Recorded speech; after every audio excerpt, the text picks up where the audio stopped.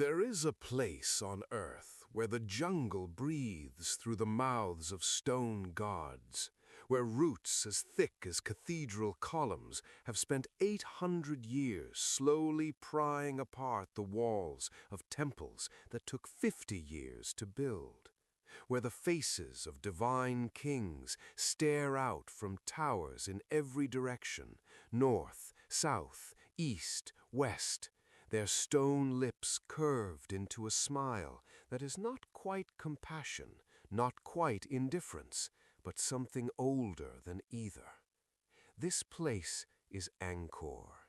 And if you have seen photographs of it, the iconic silhouette of 5 lotus bud towers reflected in a rectangular moat at dawn, the endless corridors of bas-relief carvings depicting wars and heavens and churning cosmic oceans, if you have seen even one image, then you already know something that most people who visit still struggle to articulate, that this place should not exist. Not here, not in the monsoon lowlands of what is now Cambodia, where the wet season turns the earth to soup and the dry season cracks it to dust. Not in a landscape without quarries nearby, without navigable rivers leading to the sea, without any of the obvious geographic advantages that explain why great civilizations rise where they do.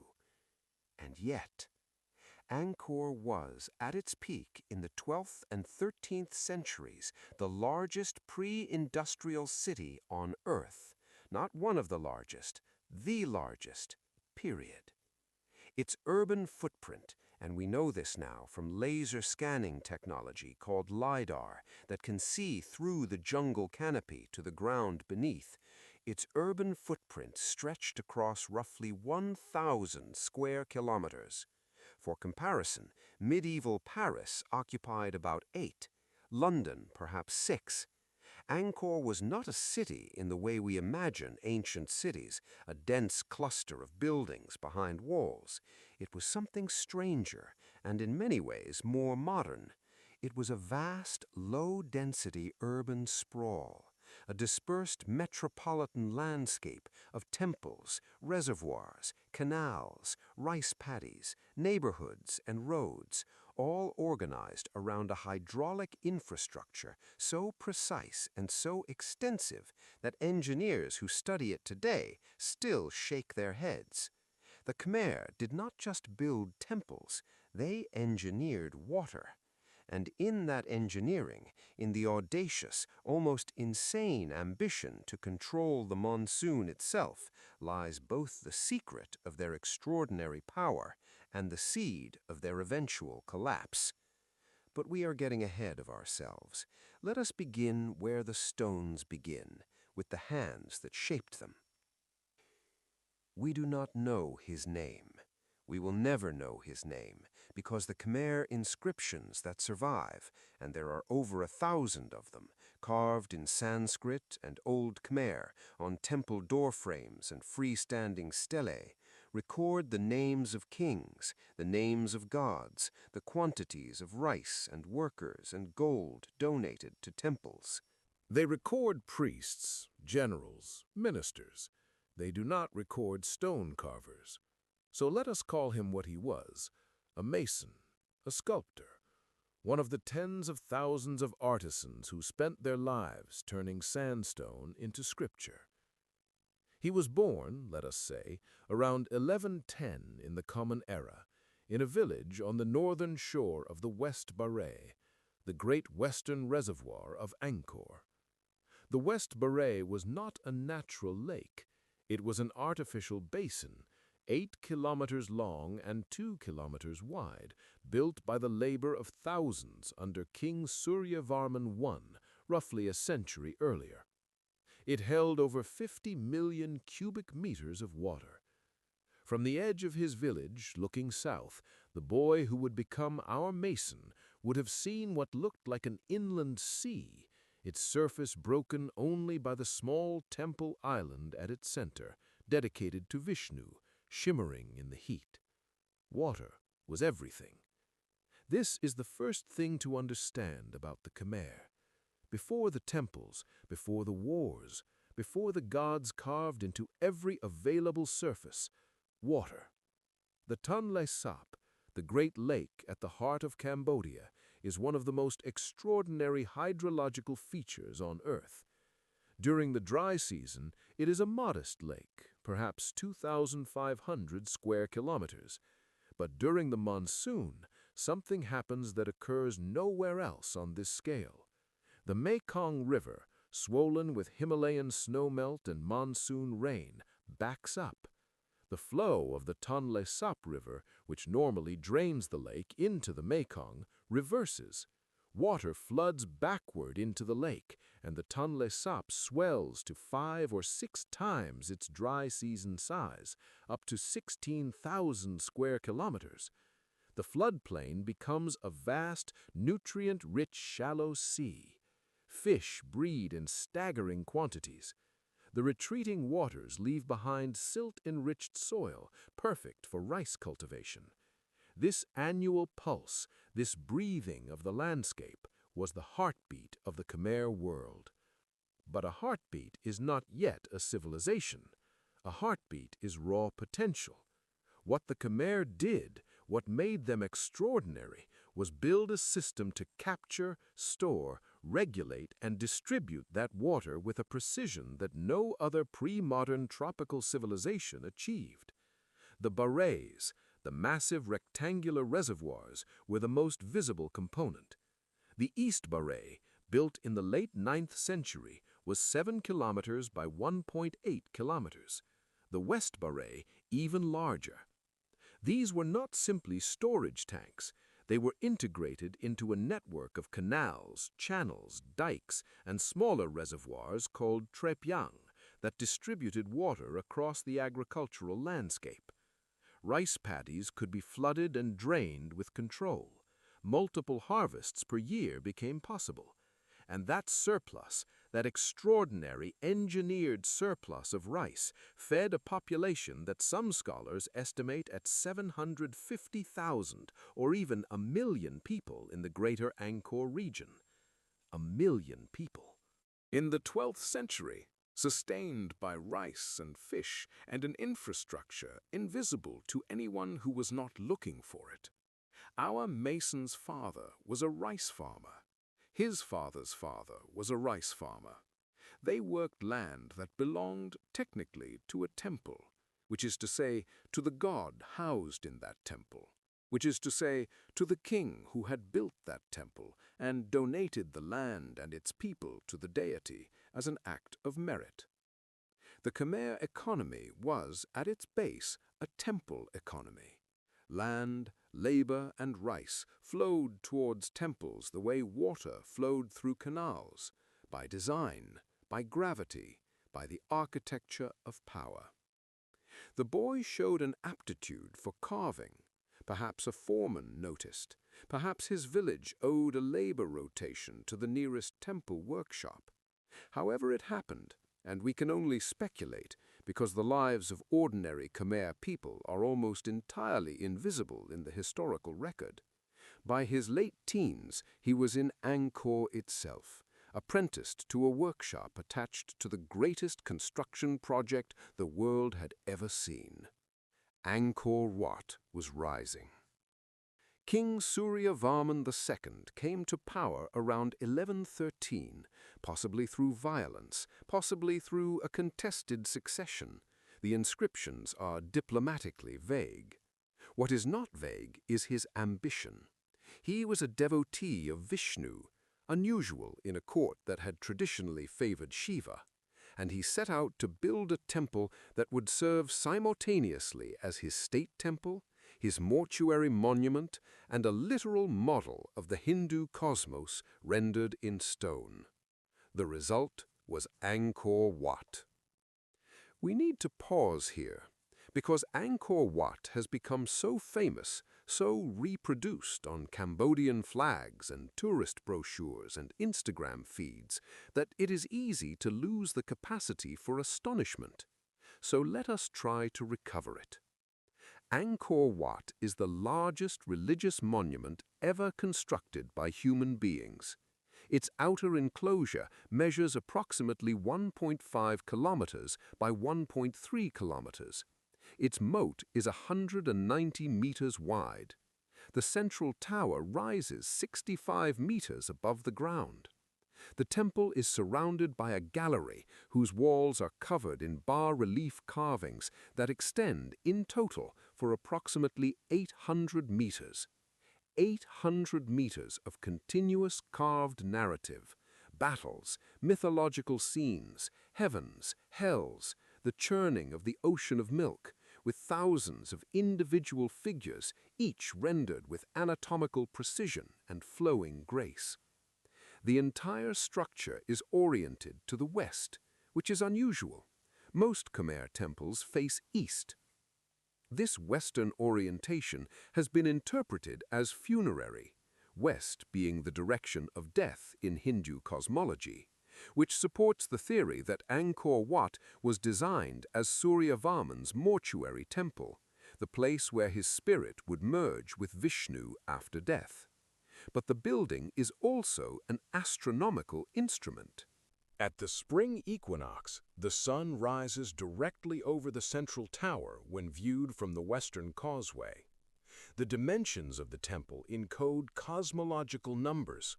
The distances between architectural elements correspond to cycles of Hindu time, yugas, the great ages of the world.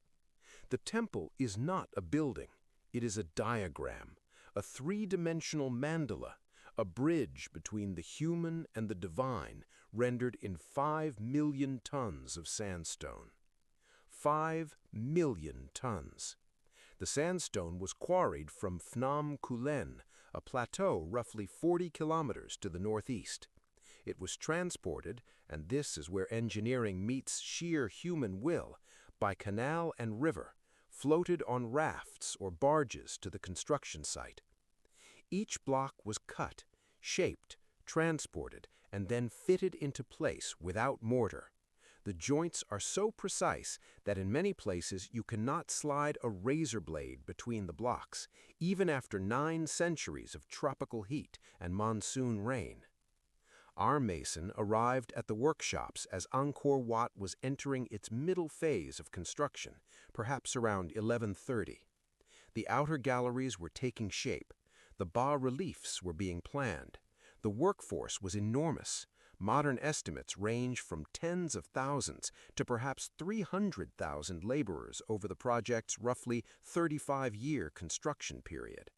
There were quarry workers, transporters, foundation layers, masons who shaped structural blocks, masons who carved decorative elements, and at the top of the artistic hierarchy, the sculptors who rendered the bas-relief narratives and the devata, the standing female figures, over 1,800 of them, each unique, each with a different hairstyle, different jewelry, different expression that line the walls and corridors of the temple. Our mason carved devata. This was not simple work. Each figure is roughly life-sized, carved in low relief directly into the sandstone wall blocks after they were set in place. The carvers worked from scaffolding, using iron chisels and stone hammers, translating designs that had been sketched or incised by master artists onto the prepared surface. The level of detail is extraordinary. Individual strands of hair, the texture of silk garments, the weight of gold earrings pulling on earlobes, the subtle asymmetry of a half-smile. He would have worked in teams. A master carver would rough out the figure. Specialists would handle different elements, one for the headdress, one for the jewelry, one for the floral borders. The division of labor was precise and hierarchical, like everything in the Khmer world. And he would have worked in heat. Angkor's average temperature hovers around 30 degrees Celsius. Humidity during the wet season approaches saturation. The sandstone itself absorbs and radiates heat. Working on scaffolding against a sun-facing wall in the Cambodian afternoon would have been physically brutal. But the work got done, block by block, figure by figure, gallery by gallery. And when you stand today in the southern gallery of Angkor Wat And look at the great bas-relief panel depicting the Battle of Kurukshetra from the Mahabharata.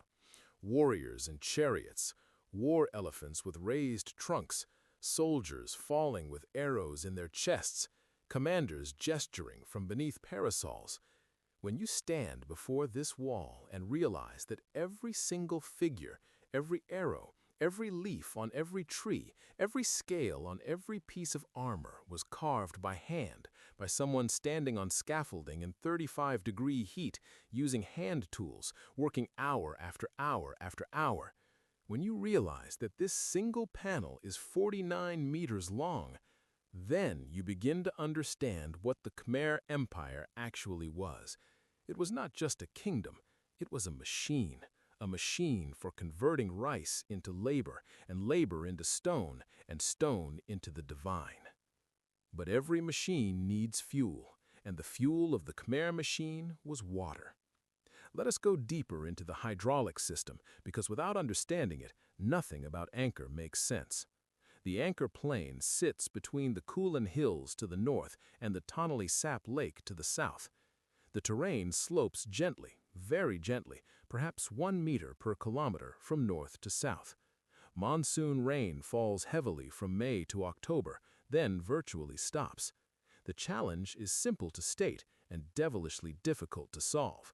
How do you capture enough water during the wet season to sustain intensive rice agriculture during the dry season across a landscape that is simultaneously prone to flooding and drought? The Khmer answer evolved over centuries. The earliest capitals, Hariharalaya, near the modern town of Rolowas, established in the late 9th century, already featured barays and temple mountains. King Indravarman I built the Indra Tataka, the first major baray at Angkor, around 877. His son, Jayavarman I, moved the capital north and built the East Baray, the massive reservoir that would anchor the hydraulic system for centuries. The system worked like this. Water from the Siem Reap River and from monsoon runoff was channeled into the barays through inlet canals. The barays stored the water during the wet season. During the dry season, water was released through outlet channels into a network of smaller canals and distribution channels that fed the rice paddies downstream. The entire system operated by gravity. No pumps, no mechanical devices, just a profound understanding of gradient, flow, and volume. But the system was not static. Each new king expanded it. New canals were dug, new reservoirs were added. The West Baray, built under Suryavarman I in the early 11th century, was the largest artificial body of water in the pre-modern world. Jayavarman VII in the late 12th century added the Jayatataka Baray in the northeast and an elaborate new canal network. And here is where the story turns. Because a hydraulic system of this scale and complexity is not just an engineering achievement, it is a commitment. It requires constant maintenance. Canals silt up, dikes erode, inlet channels shift as rivers change course. The labor required to maintain the system, dredging, repairing, rebuilding, was enormous, year after year, generation after generation. As long as the center held, as long as the king could command the labor, as long as the rice surplus funded the temples, and the temples organized the labor, and the labor maintained the water system that produced the rice, the cycle sustained itself. But what if something disrupted the cycle? What if the rains changed? Our mason did not think about climate. Nobody in the 12th century thought about climate in the way we understand it. But he would have noticed things. He would have noticed, perhaps in his 30s, perhaps in the 1140s, that the rainy season was unpredictable. Some years the monsoon came late. Some years it was weak. Some years it came with a violence that overwhelmed the canals and flooded the paddies with muddy, silty water that killed the young rice shoots. He would have noticed because the food rations changed. When the harvest was poor, everyone felt it, including the temple workforce. The Khmer inscriptions are meticulous about recording the quantities of rice allocated to temple personnel. 3,000 measures of rice per year for this temple. 500 workers assigned to maintain that reservoir. The numbers are precise because the system depended on precision. And when the numbers stopped working, when the rice did not come in the expected quantities, the temples could not function, the labor could not be mobilized, the canals could not be maintained, and the next year's harvest was even worse. Modern climate science has confirmed what the Mason might have sensed. Tree ring data from Vietnam and Thailand, sediment cores from the Angkor barays themselves, and other paleoclimate proxies revealed that mainland Southeast Asia experienced significant climate instability in the 14th and 15th centuries. There were mega droughts, prolonged periods of reduced monsoon rainfall, interspersed with mega floods. The climate oscillated between extremes. The hydraulic system was designed for a climate that was variable, but within a certain range. It was optimized for the mean. It could handle a bad year, maybe two, but a decade of anomalous conditions, 2 decades? The system could not adapt fast enough. And there is evidence, physical, archaeological evidence, that the system was damaged in ways that were never repaired.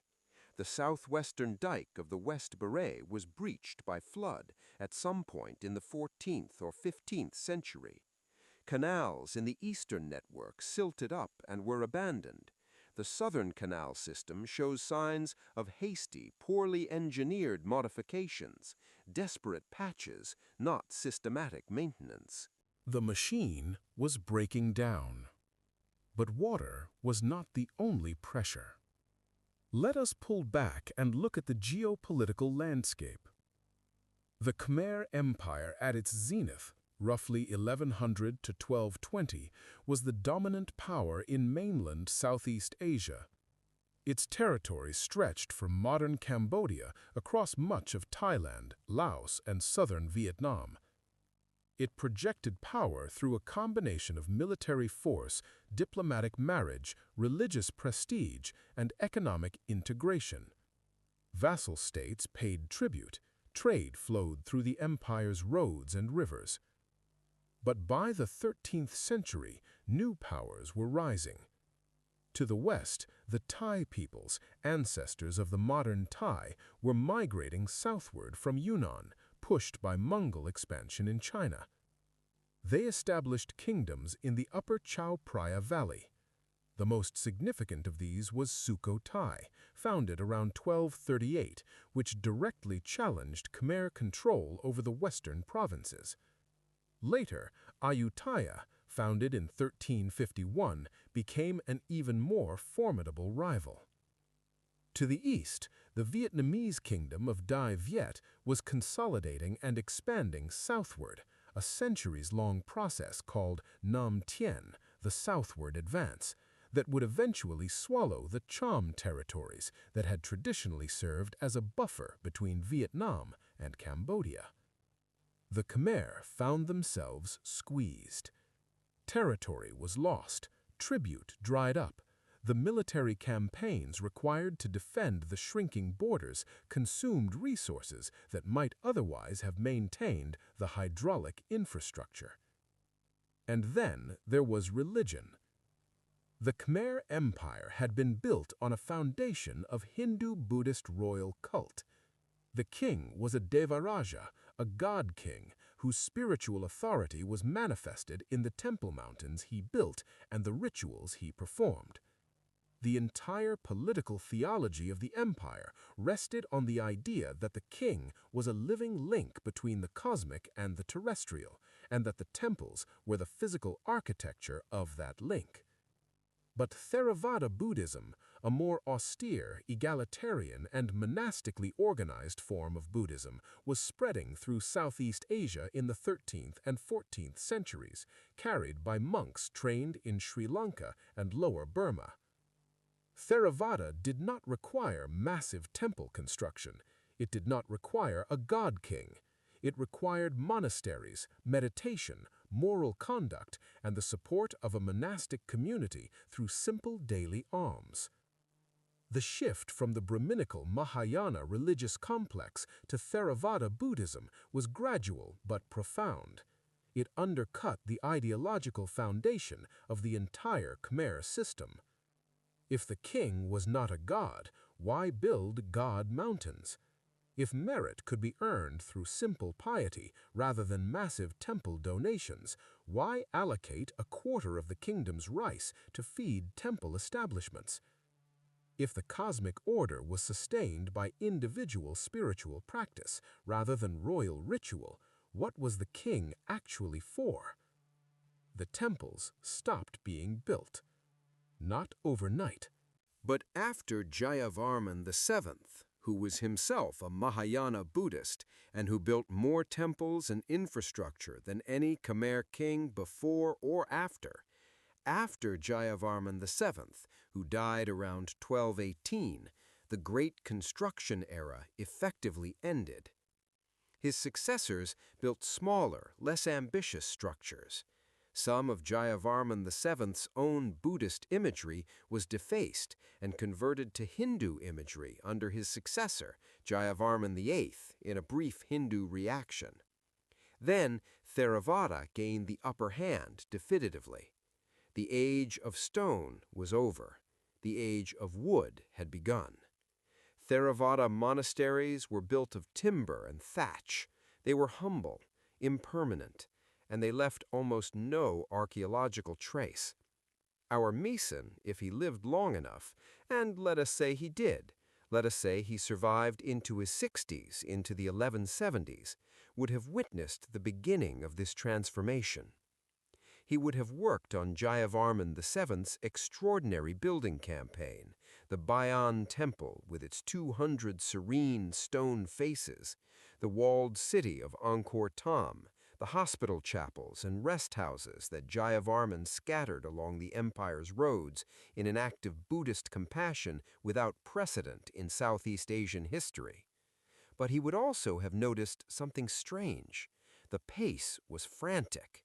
Jayavarman VII built more than all his predecessors combined, but he built fast, and the quality suffered. The sandstone blocks at the Bayan are less precisely fitted than those at Angkor Wat. The carvings, while extraordinary in their narrative ambition, are rougher, less refined. Scholars debate whether this reflects aesthetic choice or practical constraint, a king building so much so fast that the workforce was stretched beyond its capacity. Our mason would have known. He would have felt it in his hands. The stone was not as well selected. The apprentices were not as well trained. The foremen were pushing for speed over precision. More temples, more faces, more galleries, faster, faster, as if the king knew, somehow, intuitively, that this was the last chance, that the window was closing, that the world that made this kind of building possible was ending, and every stone set in place before it ended was a message to the future. Build it now or never. Let us talk about Jayavarman VII, because he is inescapable. He came to power late. He was already in his 50s, perhaps his 60s, when he took the throne around 1181. He came to power through war. The Cham Kingdom of southern Vietnam had launched a devastating naval attack on Angkor in 1177, sailing up the Tonle Sap, sacking the capital, killing the king. It was the worst military catastrophe in Khmer history. Jayavarman rallied the armies, defeated the Cham in a naval battle on the Tonle Sap itself, and claimed the throne as liberator and restorer. But he was not interested in restoration. He was interested in transformation. He was a fervent Mahayana Buddhist.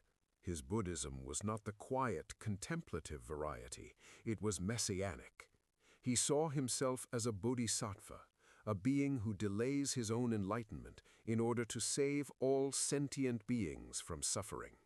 And he built accordingly. The Bayon, His state temple at the exact center of Angkor Thom is like nothing else in Khmer architecture. Instead of a single central tower, it is a forest of towers. Originally 49, now 37 survive, each carved on all four sides with enormous serene faces. Whose faces? Scholars have debated this for a century. The Buddha? Brahma? Jayavarman himself? Perhaps all three simultaneously, merged in the royal Buddhist theology that the king embodied. The effect when you walk through the bayon is overwhelming and slightly unnerving. Wherever you turn, a face is watching you, not with judgment, not with anger, with something that looks like infinite patience, infinite compassion, infinite awareness. 216 faces watching from every direction. The bas-reliefs at the bayon are different from those at Angkor Wat. Angkor Wat's reliefs depict mythology and royal ceremony, the cosmic and the courtly. The bayon's outer gallery reliefs depict everyday life, fishermen casting nets, market sellers arguing over prices, cockfights, childbirth, people cooking over open fires, soldiers marching with their families trailing behind, carrying pots and chickens. It is, in effect, the first documentary film, a panoramic portrait of Khmer society as it actually was, not as theology imagined it, but as people lived it.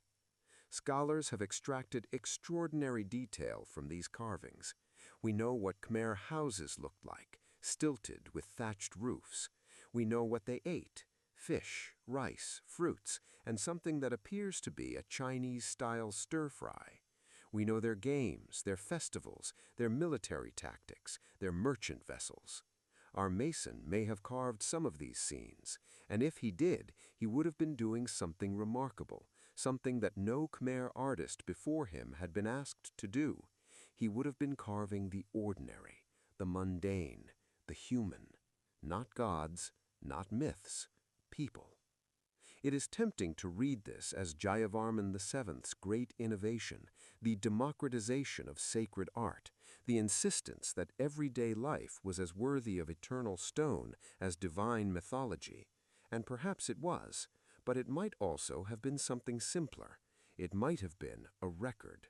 A king who sensed that his world was changing, who had watched it nearly destroyed by the Charm invasion and rebuilt it through sheer force of will, might have wanted to preserve it, to carve it into stone, so that even if everything else was lost, someone in the future would know.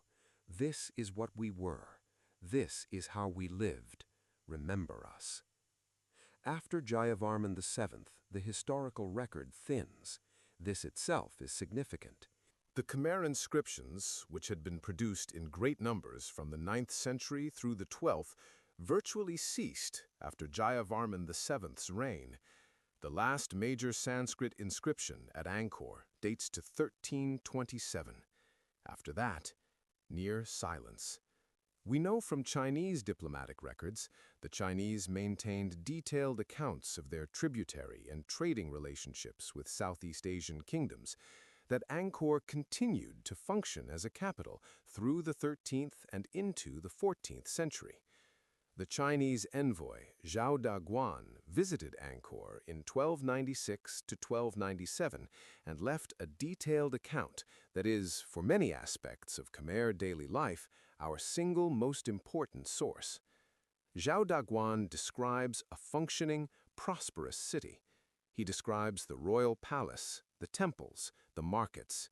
He describes the people, their clothing, their customs, their food, their bathing habits. They bathed frequently, which impressed him. He describes the system of justice, the role of monks, the prevalence of slavery. But he also describes a city under pressure.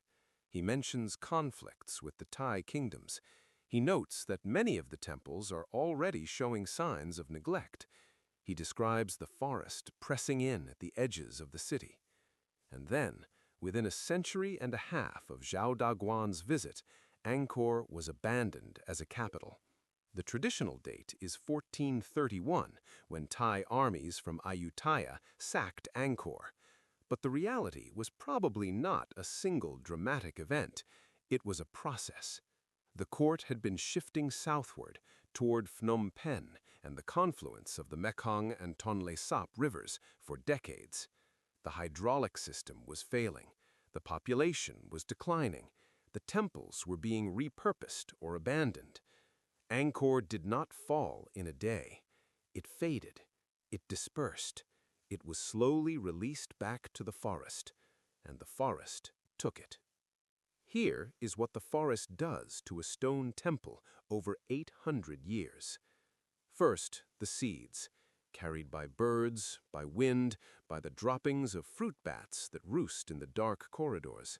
Seeds lodge in cracks, in the joints between blocks, in the carved niches, in the channels where rainwater collects. A fig seed, a silk cotton seed, a strangler fig.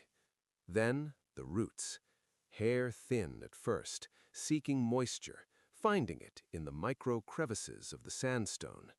The roots grow. They follow the joints between blocks, widening them millimeter by millimeter. They descend along walls, thickening, becoming woody, becoming structural. Then the crown. The tree rises above the temple, its canopy shading the stone, its leaves dropping acid rain of decomposing organic matter that etches the carved surfaces. The roots, now as thick as a human torso, wrap around columns, pry apart lintels, lift entire blocks out of alignment. And then, and this is the strange paradox, the tree holds the temple together. Because once the roots have infiltrated every joint and wrapped every wall, removing the tree would collapse the structure. The tree and the temple become one organism, a symbiosis of destruction and preservation. Ta Prohm, the temple that Jayavarman VII dedicated to his mother, is the most famous example. The French conservators who began restoring Angkor in the early 20th century deliberately left Ta Prohm in its semi-consumed state as a testament to the power of the jungle. The silk cotton trees and strangler figs that engulf its walls have become as iconic as the carvings beneath them. But Ta Prohm is not a ruin, it is a collaboration between human ambition and natural process, between the impulse to build and the impulse to reclaim, between memory and forgetting. Our mason would not recognize it. The corridors where he once worked by torchlight, carving delicate apsara dancers into wall panels, are now root-choked tunnels where the light filters green through leaf canopy overhead. The faces he carved have been softened by centuries of moisture and lichen. Some have been stolen. The art theft from Angkor, particularly in the 20th century, is one of the great cultural crimes in history, and sit now in private collections in Geneva or New York, divorced from their context, stripped of their meaning. But many remain, thousands of them.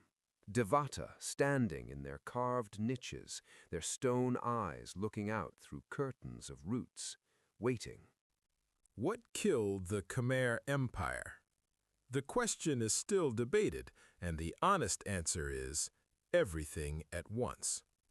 Climate change destabilized the hydraulic system. The hydraulic system's failure reduced agricultural output. Reduced output weakened the state's ability to mobilize labor. Without labor, the infrastructure decayed further. Meanwhile, the Thai kingdoms pressed from the west, capturing provinces, absorbing populations. The shift to Theravada Buddhism eroded the ideological foundation of the God-king system. Trade routes shifted. The growth of maritime commerce through the Straits of Malacca redirected wealth away from the inland Khmer centers toward coastal ports. No single cause, a cascade.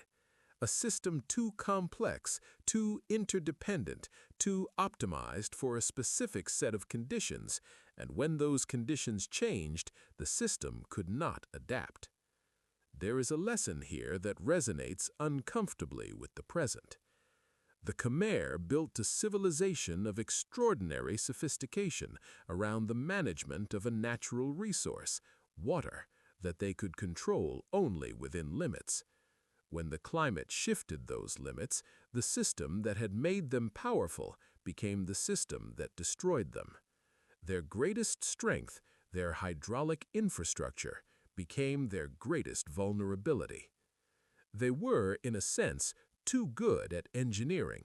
They had optimized so thoroughly for one set of conditions that they had no slack, no redundancy, no fallback. When the monsoon pattern shifted, there was no plan B. It should. But the Khmer did not disappear. This is the other crucial point. The empire collapsed. The capital moved. The great temples were abandoned to the forest. But the Khmer people, their language, their culture, their identity, survived. Modern Cambodia is the direct descendant of the Khmer Empire. The Cambodian language is the descendant of Old Khmer. The Khmer script descends from the Khmer script. Angkor Wat appears on the Cambodian flag. It has appeared on every Cambodian flag since the 19th century, regardless of the political regime. The temples were never truly forgotten.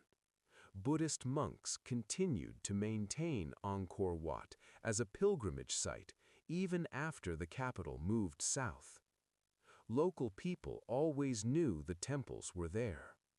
The idea that Angkor was lost and then discovered by French explorers in the 19th century is a colonial myth, a narrative that served European interests by implying that the contemporary Cambodians were incapable of having built such wonders, and that it took European science to recognize and preserve them.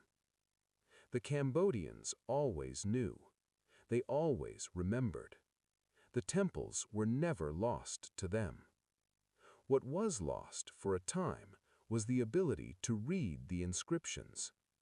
Old Khmer and Sanskrit literacy declined after the shift to Theravada Buddhism and the Pali scriptural tradition. But the temples themselves remained sacred. They remained Cambodian.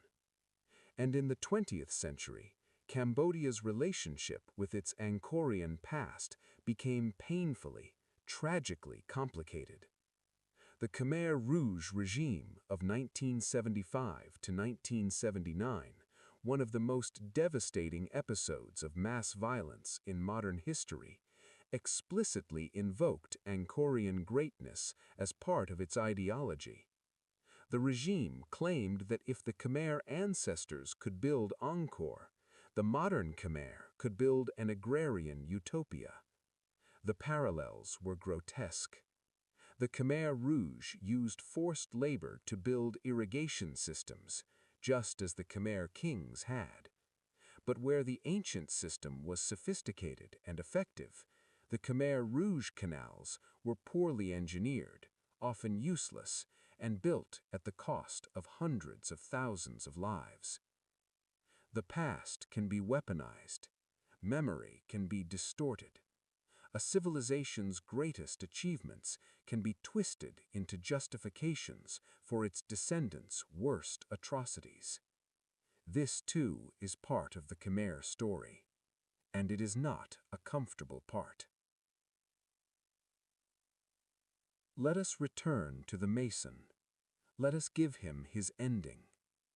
He lived, let us say, into the reign of Jayavarman VII. He was old now, old for the 12th century, old by any measure. His hands, which had once held a chisel with the precision of a surgeon, were stiff and swollen. The joints ached in the wet season. The scars from a lifetime of stone dust and iron tools had turned his fingers into a map of his work. He had carved perhaps 10,000 figures in his life. Devata, Apsaras, warriors.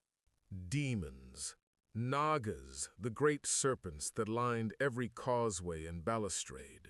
Lions, Garudas, the face of the Buddha, over and over and over, each time slightly different, each time the same. He had watched Angkor Wat rise from its foundations to its full, staggering height. He had watched the Bayan take shape, that strange, wonderful, unsettling forest of faces. He had carved scenes of daily life that he knew from his own childhood, fishermen on the Tanle Sap, women selling fruit in the market, children playing in the shade of the wooden houses. He had outlived 2 kings and served a third. He had survived the charmed sack of 1177, hiding in the flooded forests north of the city while the invaders burned the wooden palace and carried off the treasury. He had returned to find his workshop destroyed, his tools scattered, his partially carved panels defaced by soldiers who could not read their meaning. And then he had built again, because that is what builders do. He did not know, could not know, that the world he was building would outlast every other world built by his contemporaries.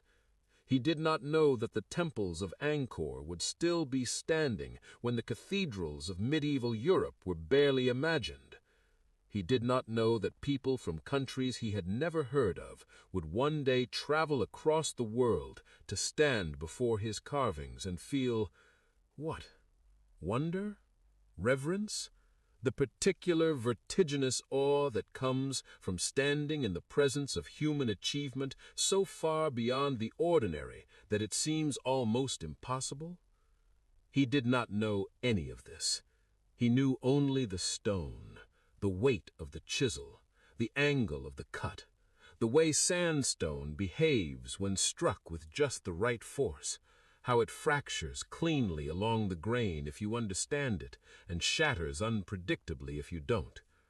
He knew that every figure he carved was an offering, not to the king, though the king commanded it, not to the gods, though the gods received it, to the stone itself, to the act of making, to the ancient, stubborn, profoundly human refusal to leave the world unmarked. I was here. I made this. This is what my hands could do. Today, Angkor is a UNESCO World Heritage Site. Millions of tourists visit each year. The temples have been extensively restored and extensively damaged by the combined forces of conservation, tourism, looting, war, and weather. The hydraulic system is gone. The barays survive as landscape features. The West Baray still holds water. The East Baray is a dry plain farmed by local families. But the canal network that once sustained 1 million people has been obliterated by centuries of neglect, forest growth, and modern development.